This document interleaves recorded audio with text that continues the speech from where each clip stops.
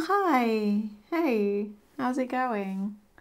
I've actually got an appointment with the doctor in about 5 minutes, but sit down. I've been meaning to talk to you about disability. I have multiple lifelong disabilities, and I didn't know about it until about 4 or 5 years ago. Over 30 years went by with me just going around, living my life, walking around like regular people without me realising that I was disabled the whole time. Does that sound weird to you? Does it make you feel a certain way? Like, how? How can you be disabled and not know it? Does it sound like probably I wasn't all that disabled then? Because it does to me sometimes. Does it seem odd, inappropriate even, for me to be using the word disabled if I'd gone 30 years thinking I was perfectly abled? I mean, there was always stuff, too much stuff, some would say, did say. I mean, for years of my childhood, I spent my nights in tears, like crying in pain because my legs were cramping so much, but that was just growing pains. From the ages of about 8 or 9, I remember getting these like sharp shooting pains up the side of my head if I moved my neck in like the wrong way. But my mum said that was just cricking your neck, whatever that meant. I never checked. She was a trained nurse, so I thought she should know. Did regularly sprain my ankles and wrists, but that was just because I was clumsy. Never in my life could I keep up with the class at PE, but that was just because I was unfit for my entire childhood. I get these headaches with no apparent causes, which would go away just as bafflingly, but that was probably just because I watched too much TV. And there were other more embarrassing things. I mean, like, they shouldn't be embarrassing though, should they? Like, people have digestive and urinary problems and other things. But also, I've never really known when I'm sharing too much information, and like, this stuff is definitely the kind of stuff that people say that's too much information when you tell them, so I just never really talked about it. By the time I reached puberty, I was covered in stretch marks, but that was just because I grew. Kids would make fun of my skin at school because it was so white and transparent, and they'd say that I looked like a corpse. Or they'd ask what I'm dying of, or if I'm a vampire. I'm a vampire? Joke's on you, Gemma, I'd love to be a vampire. And anyway, people would later say that my skin was the softest skin they'd ever felt, and that this was hot. So I guess Gemma was probably just jealous. I could bend my fingers in weird ways, and I could pop my hip with a big clunk that made people go, ugh. I could twist my arm around to touch its own shoulder, and I could bend my legs in ways that, again, people would later call hot. But that just meant that I was double jointed, whatever that meant, and that I should be a dancer or a yoga teacher.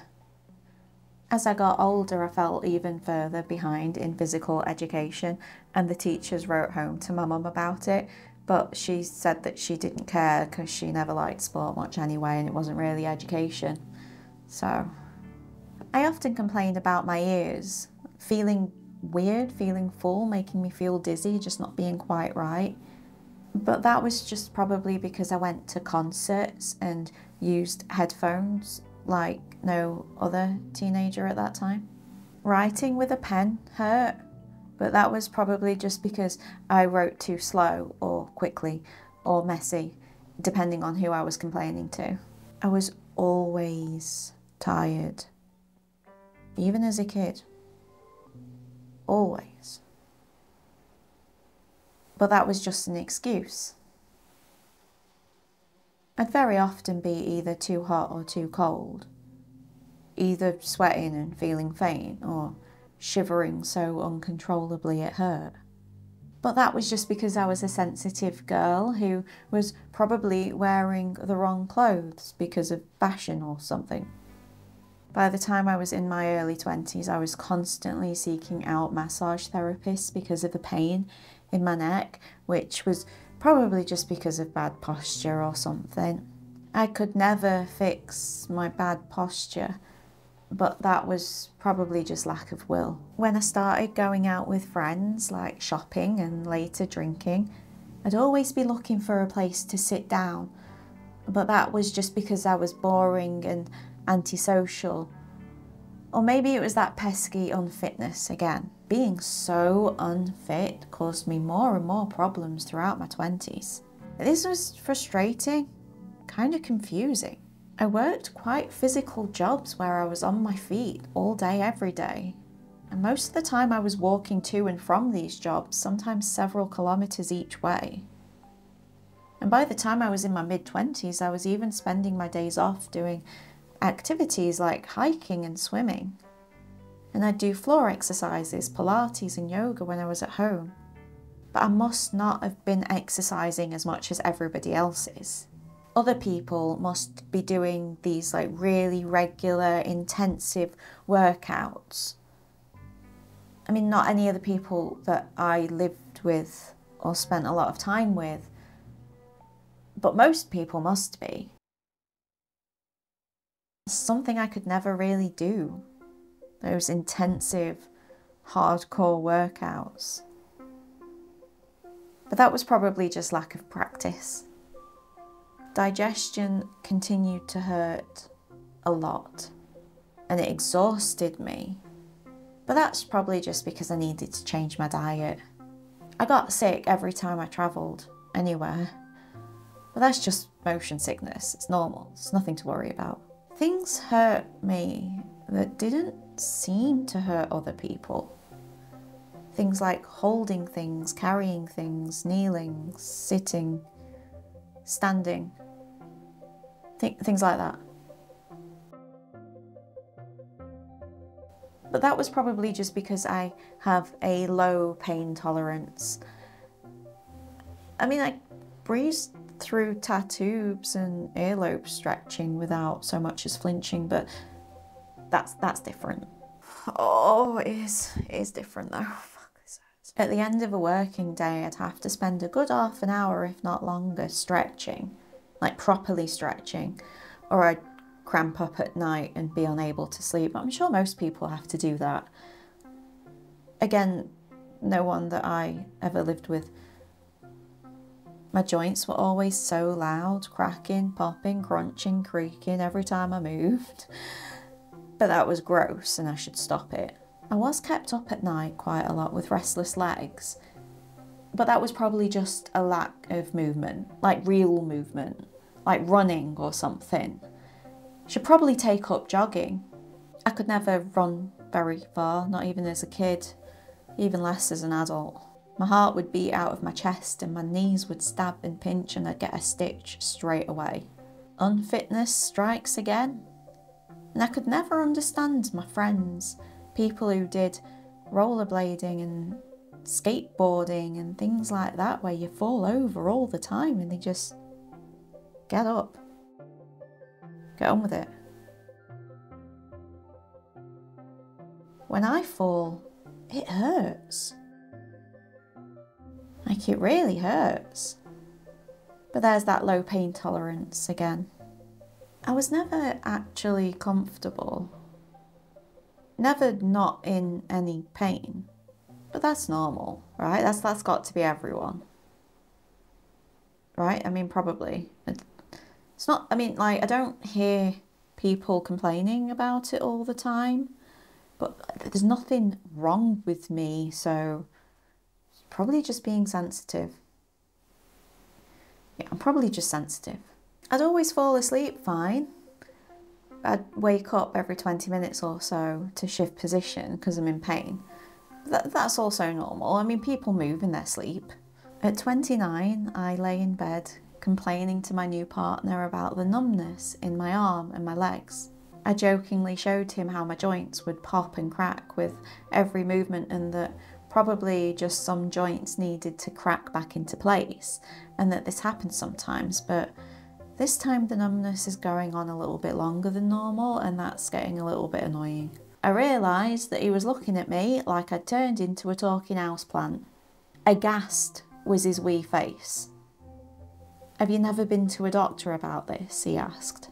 Until that point, nobody had ever said, maybe you should go to a doctor, when I complained about my various issues.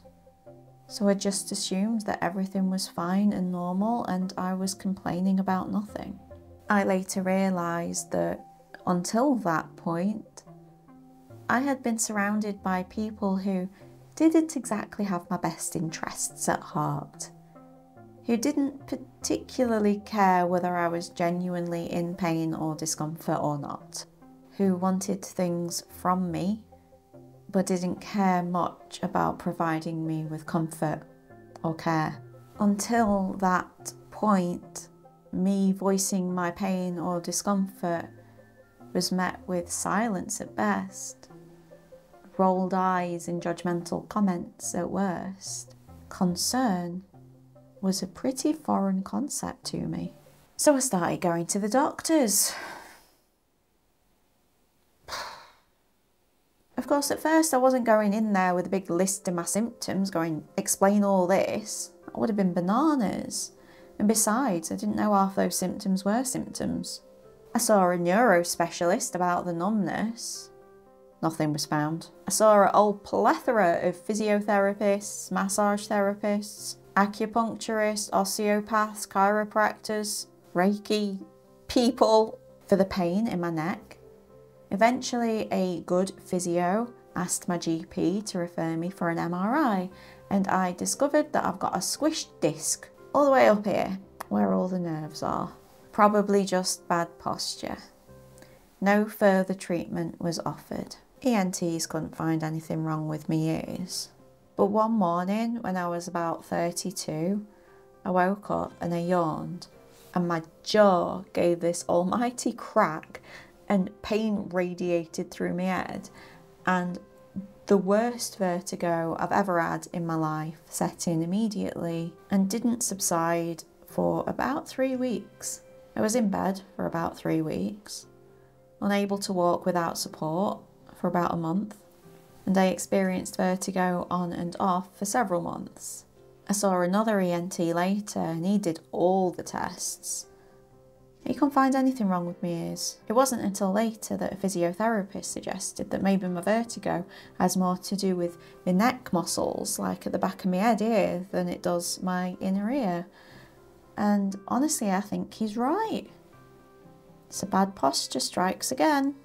I got pills for tummy pains, was told to change my diet, told to cut out gluten to see if that would help, and it did seem to. But then my new GP said that that was impossible. The gluten intolerance doesn't exist, that a meta-analysis proved it. That if you've not got celiac disease, which I do not, then I can eat gluten just fine. But it helped to cut it out, I told her. But that's not real, she said. No further questions were asked. When a routine checkup at the doctor's showed that I had an arrhythmia and a tachycardia, I was sent to do a 24-hour heart monitor thing, which confirmed those things, but the person at the hospital said it's fine and not really anything to worry about, at least not for someone my age. When I ended up at A&E at 33 because of racing heart rate, shortness of breath and chest pains, they did an ECG, they even did a CAT scan, but they didn't show up anything. I was prescribed Xanax. Never took them. At the age of 34, I managed to get a referral to a rheumatologist after telling my GP then that I was experiencing pain in all of my joints. The rheumatologist examined me and did blood tests. He confirmed hypermobility in all of my joints, and he ruled out rheumatism and fibromyalgia. And he gave me antidepressants to help me sleep. The GP had nothing further to add. I didn't take the antidepressants. I got one of those long body pillows instead. It helped. Until I was well into my 30s, I had no idea that everyone wasn't always in pain, or that every single one of my joints, from my jaw to my toe to my hip to my elbow, are hypermobile. Nobody ever told me. I saw so many physical therapist types and not a single one of them said that I could be experiencing issues because my joints are extremely flexible. They never even really mentioned my hypermobility. I guess they just assumed I already knew. I mean, I knew I could do those weird tricks that made people go, ugh. And that, like, people would be surprised when I could, like, sit comfortably in a full lotus thingy yoga position without really ever properly doing yoga. But did I know that all of my joints extend far beyond a normal range? No.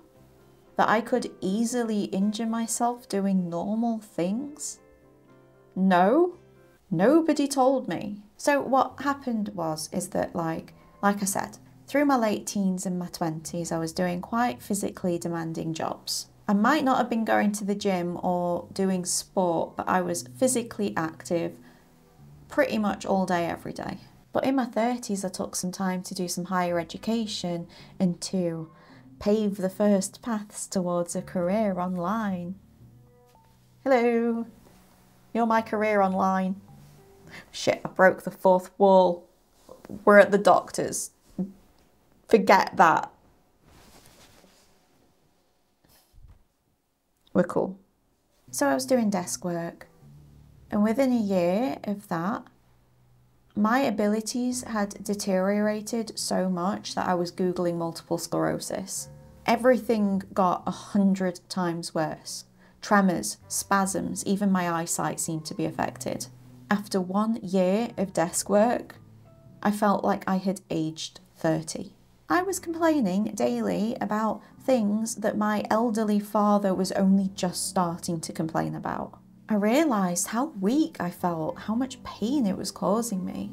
So I thought I'd just get back to my old self, start going on long walks and getting back to the floor exercises and the Pilates. But it hurt so much. After 5 minutes of walking, my hip or knee or ankle or something would start twinging. Exercises that I used to be able to do easily were excruciating. My joints would crack and crunch and pop and move around instead of my muscles engaging like they were supposed to. Even simple old lady exercises, as I used to call them, hurt. And any exercise that caused my neck to tense was torturous. Vertigo got worse. Digestive pain got worse. Sometimes my neck pain had me unable to move. I couldn't do anything that applying pressure to my wrists or my fingers. Doing my coursework for my degree became a nightmare. Pushing the flush button on the toilet hurt. I developed migraines and ice pick headaches. And those embarrassing symptoms I mentioned got worse too. I thought I was dying. It felt like I was quite literally falling apart. So I began compiling my symptoms for the first time, scoring my pain levels from 1 to 10, and I began researching. But doctors and specialists always just wanted to tackle one symptom at a time, which I guess makes sense. I mean, probably it is just a bunch of random stuff caused by bad posture and being unfit and things like that. I could fix them one by one if I pushed through, if I actually tried, if I wasn't so lazy, if I wasn't so unfit. And I could tell myself as much as I like that it hurts to exercise. I mean, the simple fact is that I could try harder, could push through. I mean, I'm young. There's probably nothing wrong with me. I'm probably just lazy. I mean, let's face it, you're being a bit ridiculous, aren't you? There are people out there with real problems and you're complaining about twinges and headaches. Drink some water and get back to work. Why would you even want wasting all these medical professionals' time? You know what you need to do. You need to get stronger. You need to do more to help yourself. Oh, is it hard? Is it too hard to go for a walk and do some floor exercises? Jesus Christ. Listen to yourself. You're literally pathetic. There are people in this world who've had their limbs blown off by war who are just getting on with it. Who have been through things that you couldn't even imagine and they're just cracking on. They're not going around draped in self-pity and a victim mentality. They're living their lives, being useful members of society. I was born in the late 80s and so spent many an impressionable year listening to stuff like this. Scandal of £2 million benefit cheats evading justice. £4 million lottery winner claimed benefits. Shameless, Britain's worst ever benefit scrounger. Disabled benefit? Just fill in a form. Scroungers on £95,000 a year. 425 benefit cheats, only 1 cent to jail. Ian Duncan Smith. I'll stop Benefit Street, Britain. 4 million scrounging families in Britain. Scroungers on £85,000 a year benefits. Terra Family on UK benefits. Benefits mum splurges £2,000 on 66 presents for her 6 kids, and you'll pay. 75% of incapacity claimants are fit to work. £52,000 in handouts. 12 kids, another on the way. Now they're getting a super home. Terrorists' cushy life on benefits in Peckham. Benefits scrounger mum's £10,000 Vegas trip. Recognising the country's scroungers and dossers, the wealthies. Get pregnant for benefits. Sick benefits. 75% are faking. I let kids go hungry to pay for my boob job. You'd honestly think the benefits fraud was like the main issue facing society. If you consider things like tax avoidance and evasion, things like wage theft, things like the government wasting literal billions on failed contracts, the cost of benefits fraud is pretty pokey. And yet we were and still are led to believe otherwise by the media, which is so utterly entwined with the neoliberal politics of our nations. I, a disabled person, was duped by these headlines, pushed to judge other people, to direct my anger at the vulnerable instead of the powerful. Those headlines were everywhere and I didn't know how to critically assess the media I was seeing. We didn't do that class at school. And if anything, these days it's getting harder and harder to know what you're reading when you're reading it. What political or corporate motivations are hiding behind the headlines you see living in your phones. So luckily for all of us, today's sponsor, Ground News, is trying to cut through all the noise and mayhem to serve you your daily news with a side order of transparency. Ground News is a website and app which provides users with a data-driven way to read the news, which is about as objective as you can get these days. What do I mean by that? Ground News, developed by a former NASA engineer, gives you access to over 50,000 news sources from across the political spectrum and globe. Every story comes with a quick visual breakdown of the political bias, factuality, and ownership of the reporting sources, all backed by 3 independent news monitoring organisations. Let's have a look at this story that I found on the disability topic. Disabled BC man forced to drag himself off flight says he's pushing for changes. As he should. This story is covered by 40 news sources. What's interesting is that a majority of them, 64%, lean towards the left, while only 16% of the sources lean towards the right. And we can dive in further by seeing who these sources are owned by. For example, for this story, 38% of the reporting news outlets are owned by media conglomerates. Here I can see every available article on the topic, and besides every headline, there is a tag showing me the political bias, reliability, and ownership of the source. Best of all, here we can compare headlines to see how bias might influence framing. For example, the headline from the left, "Passenger forced to drag himself off Air Canada flight after airline failed to provide wheelchair access," focused on using words like failed to provide. While this right-leaning headline, "Shocked and angry, disabled BC man forced to drag himself off Air Canada flight," focused on using language such as shocked and angry to describe the event. It's a great illustration on how slightly different language choices can change the overall vibe of the exact same story. Also, I really like the UI. I do enjoy a Swish UI. I like the way the feed is displayed. As someone who struggles to read messy feeds, I'm looking at you, Tumblr. I appreciate the toned-down colour palette and easy-to-read headlines. It's less sensationalist than the news sites themselves, and it just overall makes for a much calmer experience. You're just getting the stories and the information about them that you need. Ground News makes news more accessible by doing the heavy lifting, by sifting through all that sensationalist content to provide you with the transparency you want, especially around important issues like disability. Another cool feature is the blind spot feed. It highlights stories that are disproportionately covered by one side of the political spectrum, and this feature is fully unlocked through the Vantage subscription. I've been using Ground News for a couple of months now, so I was extremely pleased when they reached out to sponsor this video. I really do enjoy getting my news this way. It's reliable, it's less sensationalist, and I know it's just doing its best to give me the information I need. I encourage you all to check it out by clicking on my link in the description. ground.news/Ponderful. If you do, you will get 30% off a Vantage subscription, which gives you unlimited access to all the features I've mentioned, all that cool info and stuff, including that blind spot feature. All for about $5 a month. That's the plan that I've been using, and subscribing to Ground News via my link not only supports me, your fave, right? But you're also supporting an independent platform which is only trying to make news more transparent. And how is that not a good thing? So click the link. Click the link for 30% off. Do it. Do it now. Now. Click the link.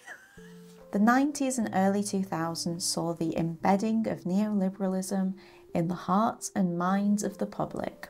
In the UK, the idea that state-funded services needed to be slashed to the bone, well, this was a prominent feature of all the mainstream political parties.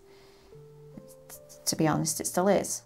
And the media scrambled to get the public on board with this economic vandalism.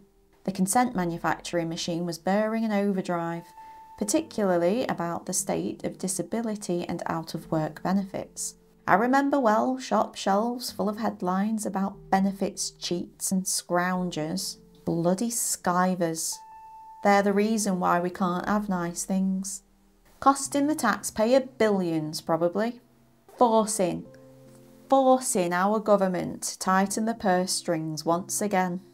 To stop wasting money on people who are simply too lazy to work. Bunch of skivers. Disability benefits have become a joke, you see, enabling entitled layabouts to live off us in their free houses, with their kids clogging up the NHS, kids that they probably shouldn't even be having. Anyway, should they, if they're so disabled and can't work?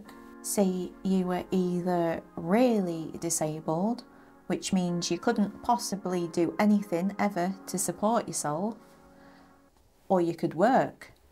And if you can work, then you're perfectly able and entitled to no support. TV screens filled with reality television, showing these cheats, these fraudsters, up close and personal. And wasn't it disgusting? Jeremy Kyle screaming at men who refused to work to support their families, red in the face. They were such a disgrace. Shows like Benefit Street got even more up close, even more personal, getting behind the scenes of the problem plaguing the nation. You see, lazy doctors were just writing people off work for more and more frivolous reasons. Depression and anxiety? Back in my day, you took a nice stiff drink and got on with it. Do you think Britain would have survived the war if people just refused to work because they were feeling a bit anxious? The problem with people these days is they all have a victim mentality, which, you know, actually harms people who are really disabled. Real disabilities are serious, definitely things you'd notice. If you were really disabled, you wouldn't need a doctor or anyone else to tell you. You'd know. We'd all know. There would be things that you simply cannot do, no matter how hard you try. You're not even trying, are you? When I thought back on a lot of the depictions of disability in the media back then, I got the feeling that, like, more often than not, the characters had, like, one pretty constant disability. Maybe two. So I asked my followers on Twitter and Blue Sky if they could help me remember some more characters, and boy did you pull through lists.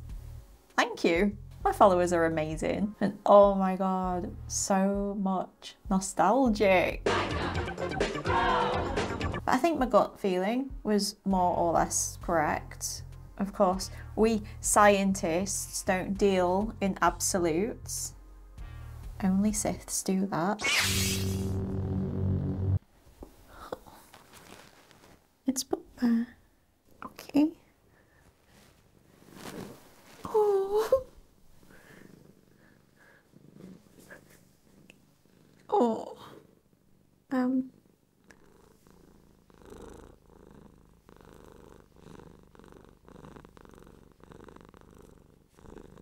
Boba is an emotional support animal. Of course I'd take him to the doctors with me. Anyway, it seems like my gut feeling was more or less correct.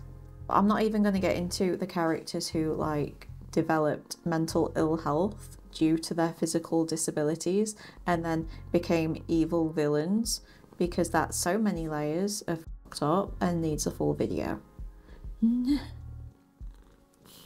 I'm finally in the club of YouTubers whose cats come and sit on them. Yay! Now, I do understand that to try and present a character that has multiple complex disabilities is a hard thing to do in a sitcom. Like, it at least means that you're going to have to dedicate a bunch of the script to, like, explaining that, rather than there just being a disabled character in the show. You're wagging your tail. I think it's too bright.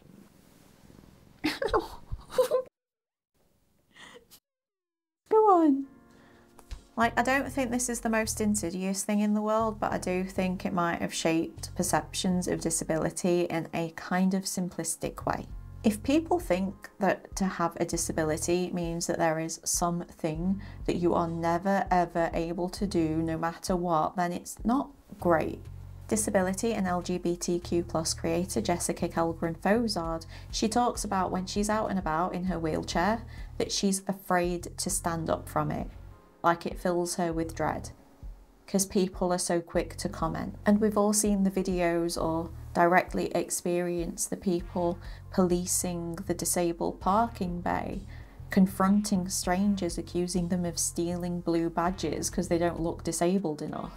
And I think the coupling of that right-wing rhetoric about fake disabled people, lazy scroungers who could actually work, sure, they might be suffering a bit, might be in a bit of pain or whatever, but they could probably work, at least, you know, until they couldn't.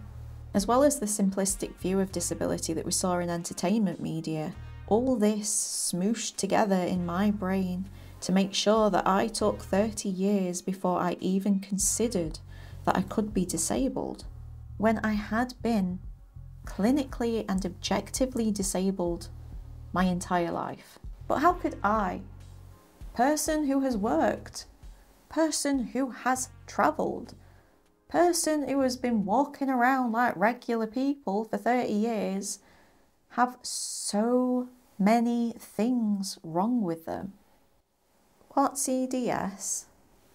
EDS stands for Ehlers-Danlos syndrome, or rather syndromes, as there are 13 variants which are currently split into 6 subtypes, some of which are hard to pronounce.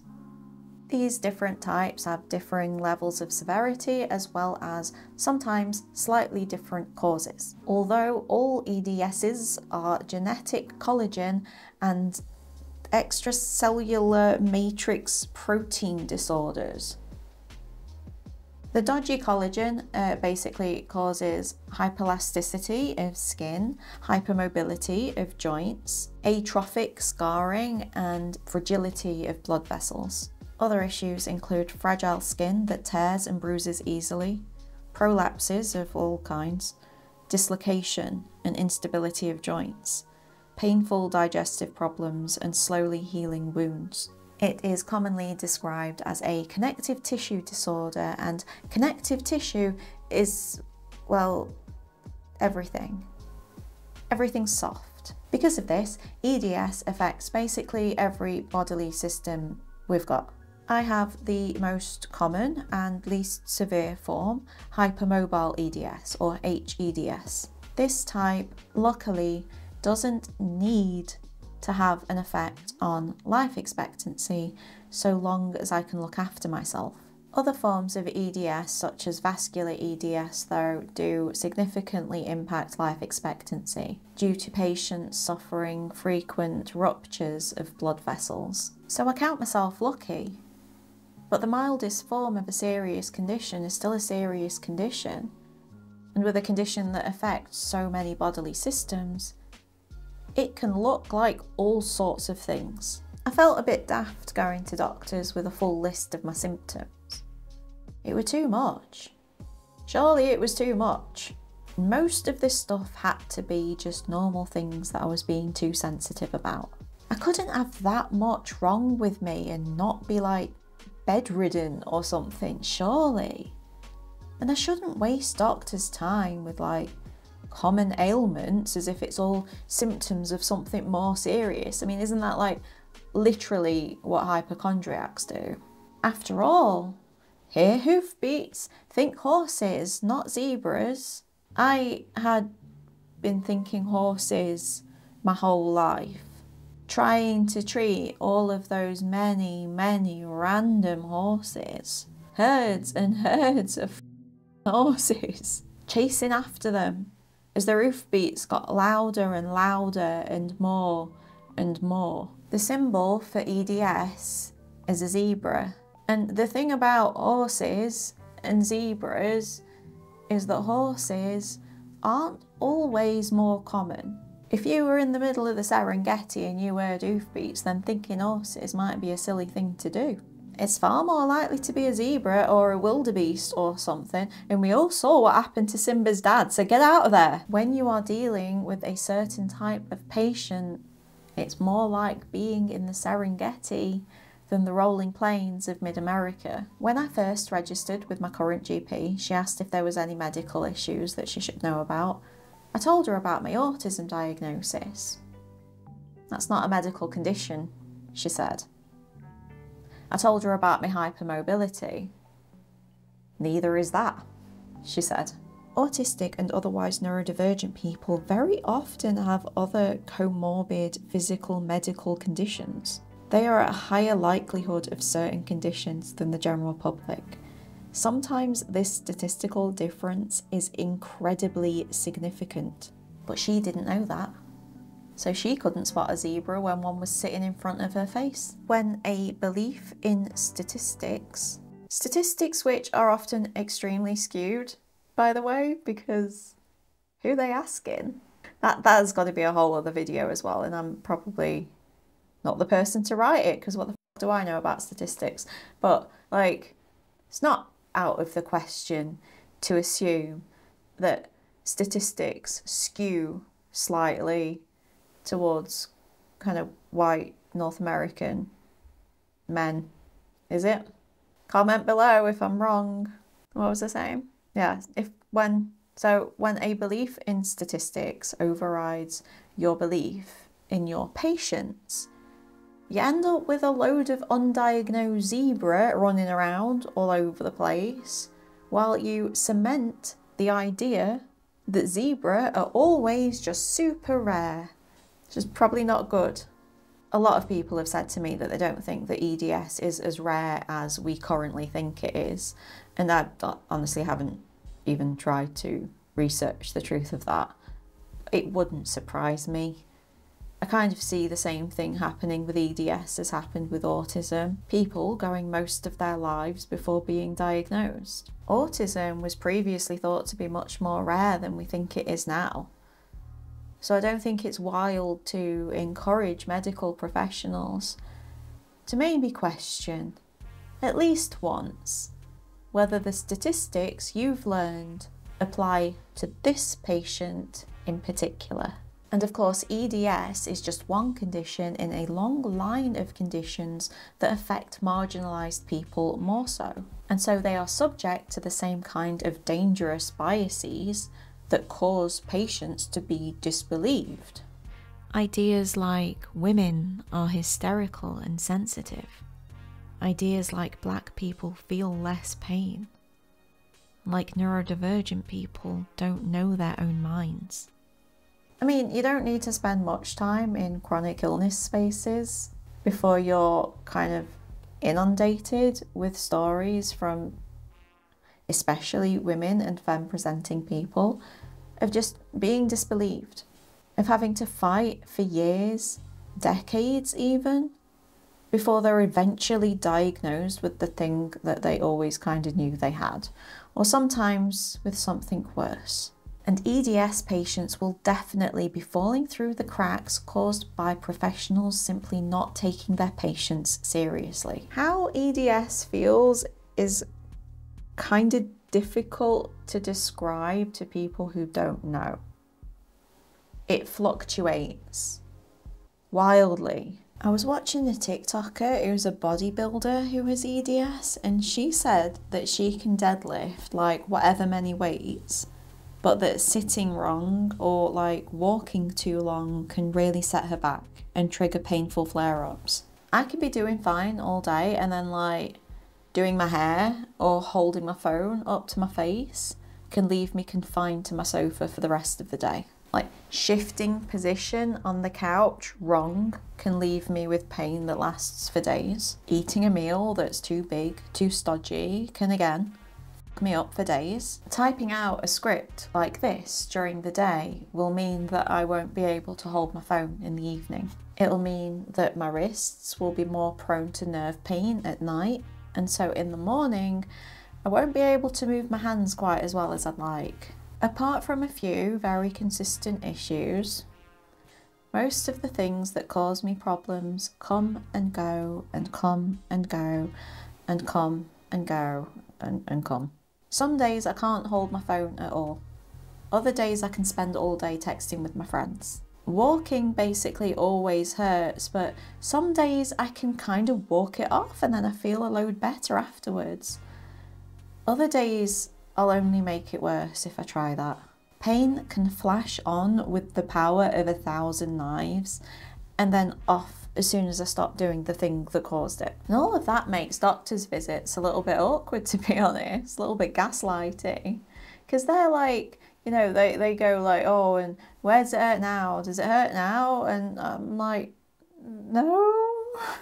When you have a condition which impacts every bodily system going in seemingly random, sporadic, heterogeneous and subjective ways, and when, as a society, we're conditioned to distrust after a certain point, conditioned to believe that if someone was disabled in multiple ways, that it would be extremely externally obvious and tragic to gaze upon, that someone with multiple disabilities couldn't possibly function or succeed at anything, and that if someone who doesn't fit that description claims that they have a bunch of stuff wrong with them, then they're probably lying, or too sensitive, or mentally ill, and therefore shouldn't be listened to. Well, that sentence was too long, and I can't remember how I'd planned on ending it.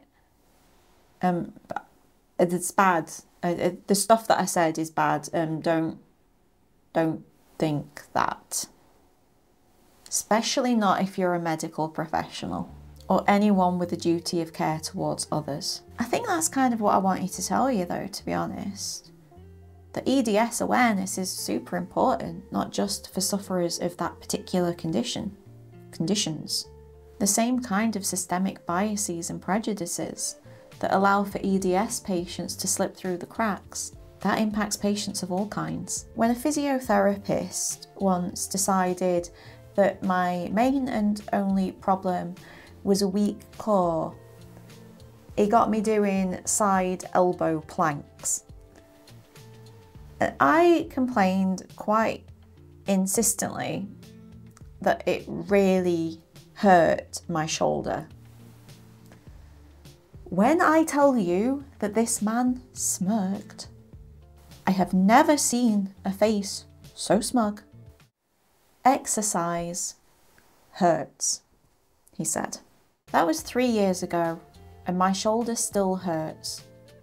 It was never the same after that appointment, and I can feel that it's wrong, and it hurts constantly. But because I technically still have a full range of, like, a normal range of movement because of EDS, I've struggled to get people to even believe that there's a problem there. I've got my diagnosis now. I can tell them. In the days after that appointment 3 years ago, I lost movement and feeling in my arm. It was no muscle pain. I know the difference between aching and hurting muscles during exercise and when I am being injured. But he had judged me. Judged that I simply didn't know what exercise felt like. And that my complaints were simply the whinings of an unfit and weak woman. When I brought up how much pain my hypermobility was causing me to my current GP, she said it's fine. That's fine, though, because as you get older, you'll get less flexible, and therefore you'll be in less pain. Perhaps if I don't permanently injure myself first, due to a serious medical condition, going undiagnosed for 30 years. 30 years? No. 36 years. If I had known about my condition, I would have never have thought that I could take a year without regular exercise. I was looking at the healthy people around me and thinking, well, they haven't done exercise in years. Some of them even decades, and they're all right. And I was listening to inspirational stories about grannies taking up bodybuilding and like how it's never too late and things like that. If I had known that even a small amount of deconditioning would age me 30 years and make me feel like I was literally falling apart. If I had known that it would lead to permanent injury and nerve damage. If I had known that it would make it near impossible to get back into a routine. I think I might have made some different decisions, is all I'm saying. HEDS isn't progressive in the medical definition of that word. Like, my collagen production shouldn't get dodgier over time, but the symptoms can be and often are progressive precisely because it can be so difficult to find appropriate care.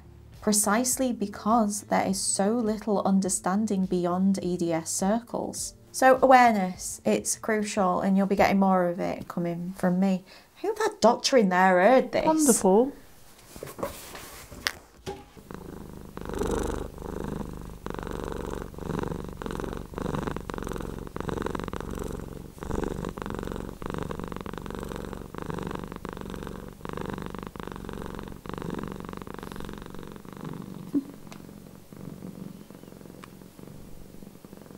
Hey, good boy.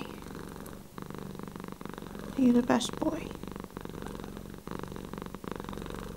You're the best boy.